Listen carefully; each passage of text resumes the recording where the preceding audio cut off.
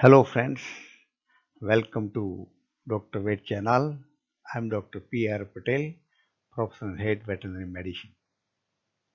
We have already seen two parts of pested as petit ruminants. Now we continue here the last part 3. In this part we will study diagnosis, difference of diagnosis, treatment, prevention and control of important viral disease PPR.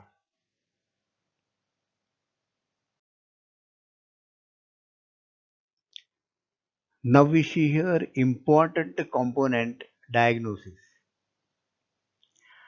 Diagnosis is first based on a history of outbreak and involvement of the goats. Classical clinical signs we have already seen, that is peracute and mostly acute signs in goats and subacute signs in sheep, and below we will see the laboratory diagnosis for confirmation of the disease. But classical signs are such that there is no difficulty in diagnosis. If the clinician examines the blood, there is hemoconcentration because of the diarrhea, there is severe dehydration that leads to hemoconcentration. The virus has got affinity to lymphocytes, cause destruction of the lymphocytes, and it is manifested by leukopenia in the blood. Hypoglycemia decreased glucose level because anorexia, fever, all this lead to hypoglycemia. Hyponatremia, hypokalemia, decrease sodium, decrease potassium level. And because of the severe diarrhea and dehydration, there is uremia, accumulation of urea and non-proteinous nitrogenous products in the blood. Because due to dehydration, there is anuria, and so there is uremia. Also, there is affection of kidney also. Samples to be collected are from live animals, the parts of buccal and rectal mucosa, collection of the tears from the eyes, whole blood, especially buffy coat that contain virus, nasal secretions easily available, feces easily available, and the gum debris. Sample collection from dead animals, fragments of oral mucosa, tonsils, pieces of lungs, small and large intestine, and mesenteric lymph nodes.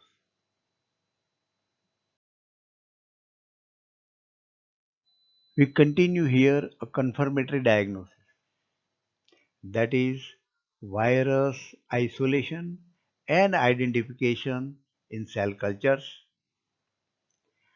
demonstration of viral antigen in buffy coat of a blood, body secretions, feces, lymph node, and tonsils by various immunohistochemical methods, and these are DOT ELISA, agar gel immunodiffusion test, and CIEP.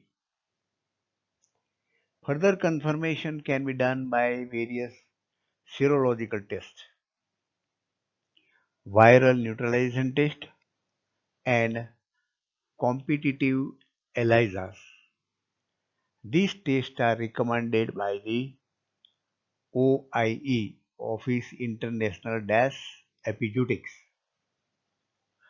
The other most commonly used tests are complement fixation test, AGID, and C. ELISA.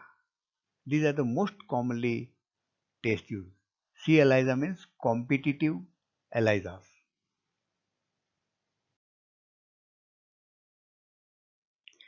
For a clinician, differential diagnosis is important because many other diseases show similar symptoms, clinical findings as that of PPR, oral lesions, diarrhea, erosive necrotic lesions, pneumonia, and so many other diseases. So how to differentiate the disease? Here is the list is given and some of the important point for the differential diagnosis is discussed here.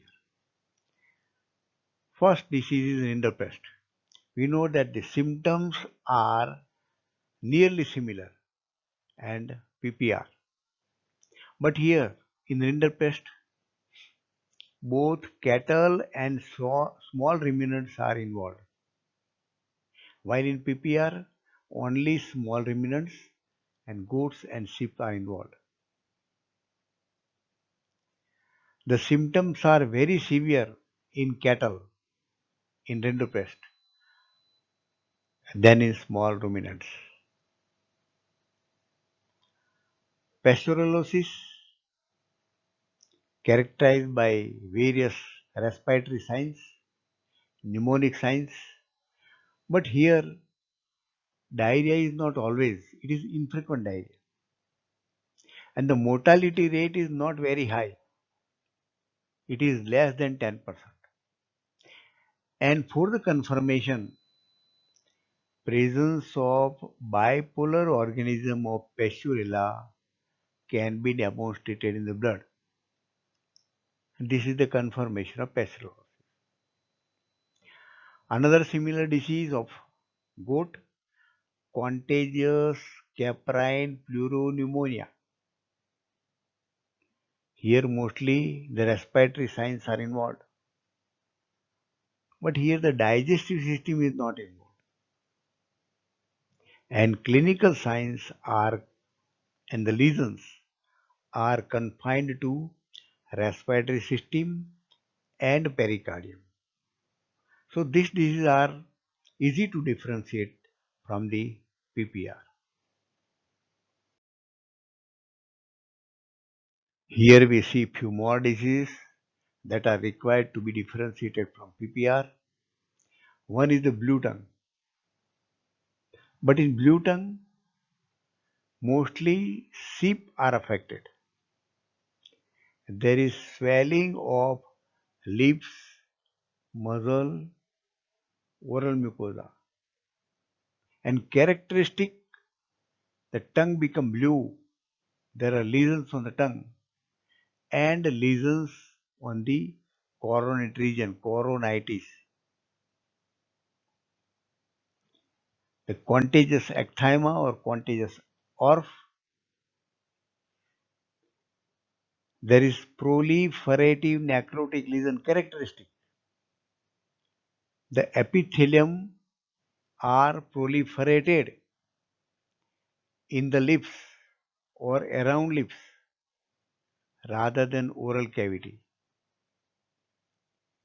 The lips up to the commissures, there is proliferation and necrotic lesion of the epithelial cells.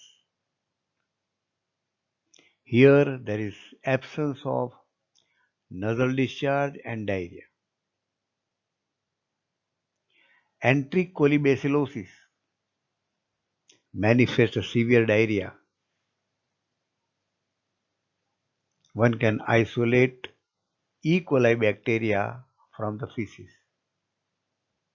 Differentiation. Coccidiosis also produce severe diarrhea and dysentery, but clinician can collect the feces and demonstrate the coccidial oocyst in the feces. So diagnosis is very easy.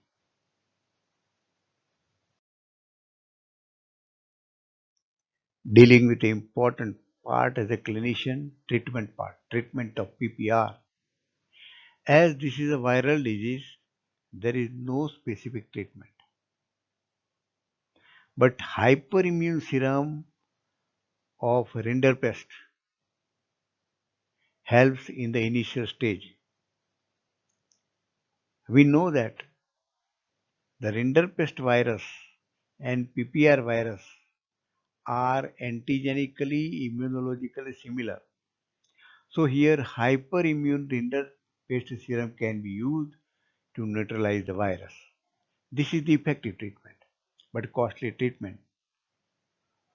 As there is severe diarrhea, clinician should treat a diarrhea case, pneumonia treatment, correction of dehydration is very, very important to save the life of animal. And for that, sufficient fluid therapy.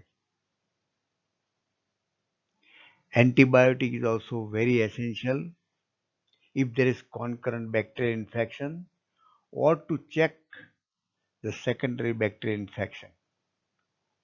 And the recommended antibiotics are oxytetracycline and chlorotetracycline. To correct the fever, clinician can use the antipyretic drugs. To relieve from the pain and to reduce the inflammation, clinician can use non-steroid anti-inflammatory drugs.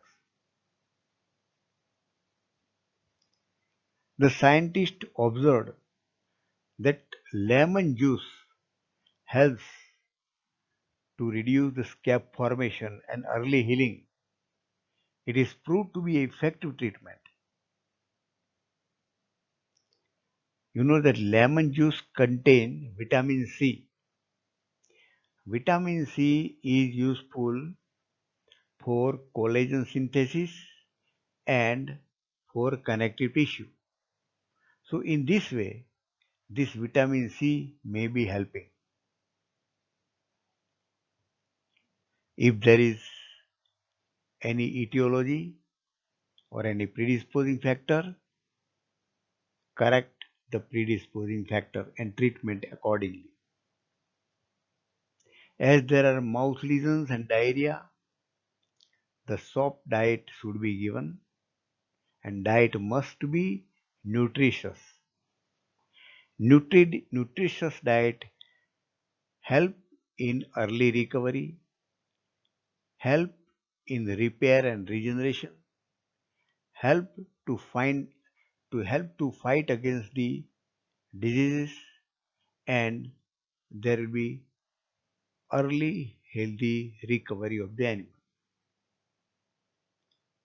If there is any other symptoms, then give the symptomatic treatment and essential supportive treatment to provide good life and comfort to the goats.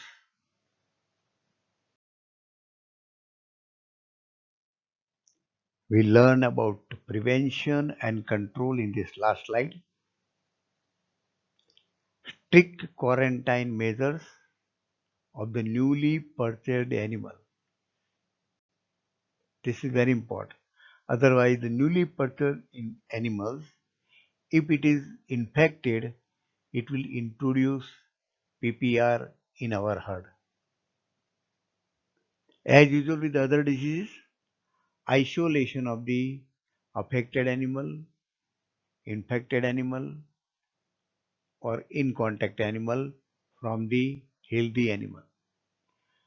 Isolation must be very effective. There is strict hygiene and sanitary measures, removal of the bad materials from the farm, strict hygienic measures, control of the flies, chemical sterilization of the premises, etc. Vaccination is an important step to control or prevent the disease. There are innumerable numbers of vaccines are available, and use these vaccines as per the recommendation of the manufacturer. Generally, the sheep and goats are vaccinated with PPR vaccine at the age of 6 months, and booster dose to boost the immunity should be given every year, annually, once a year. The various vaccines available are the tissue culture rinderpest vaccine. This rinderpest virus and PPR virus are antigenically and immunologically are similar. So tissue culture vaccine of rinderpest can be used.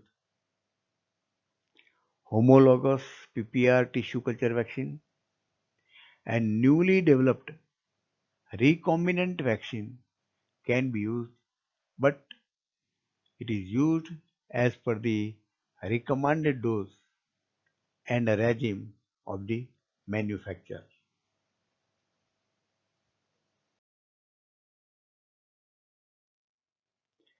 Friends, share this information to veterinarians and veterinary students.